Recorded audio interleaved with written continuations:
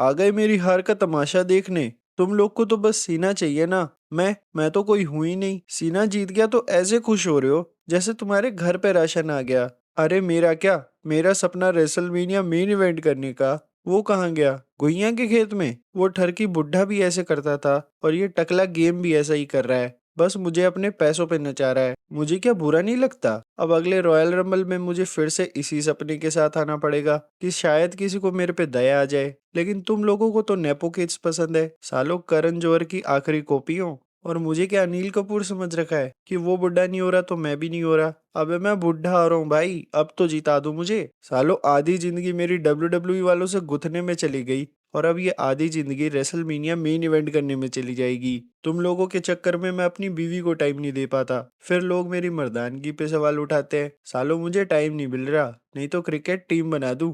और यार Seth Rollins, तुझे मेरे से क्या दिक्कत है भाई? साले अच्छा खासा लड़ रहा था ना मैं, क्यों आके उंगली करी मेरे पीछे? अब ये लोग मुझे फिर से तुझसे लड़वाएंगे। अरे अब बस कर भाई, मुझे नहीं करना। अरे मैं बेस्ट इन द वर्ल्ड हूँ, बेस्ट इन द गांड हूँ नहीं। अबे मेरे को ऐसे ही दिखाना है तो उस नल्ले यूट्यूबर से ही लड़वा दो। क्या पता थोड़े व्यूज ही ज्यादा आ जाए। साला इज्जत का तो दिवाला निकाल दिया है मेरा। कोडी पिट गया, सीना हील हो गया। अबे हम लोग भी है जिनका कुछ नहीं हुआ, उनके बारे में कौन बात करेगा बे? और ये क्या ढंग है भाई पोस्ट शो का? मैं नहीं जीता तो मुझे भी नहीं बुलाया, बस सारी खातिरदारी इस रॉक की कर दी, दारू चखना सब दे दिया और हमसे तो पेप्सी तक नहीं पूछी।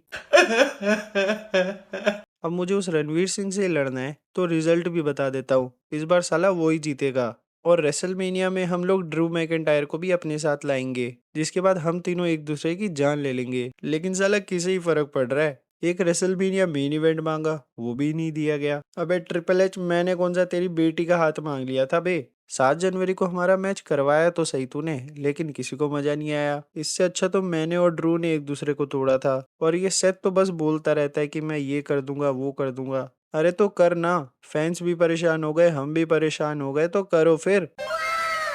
मैंने कहा था मैं पैसे के चक्कर में आया हूँ, लेकिन इसके चक्कर में मेरी इज्जत का ही फालूदा कर दिया। और अब लोग सोच रहे हैं कि वो पॉल हेमन मुझे इस मैच में डालेगा। उससे अपने ट्राइबल चीफ को मैच में नहीं डाला जा रहा, वो मुझे क्या डालेगा? मैंने उससे एक फेवर मांगा था, ना कि उसकी जमीन के कागज, जो मुझे फायदा होगा। और वो फेवर मुझे रोमन से दूर रखने में काम आएगा, क्योंकि अगर ये सेथ और रोमन दोनों मिल गए तो एच की तरह WWE से मुझे भी बाहर फेंक देंगे।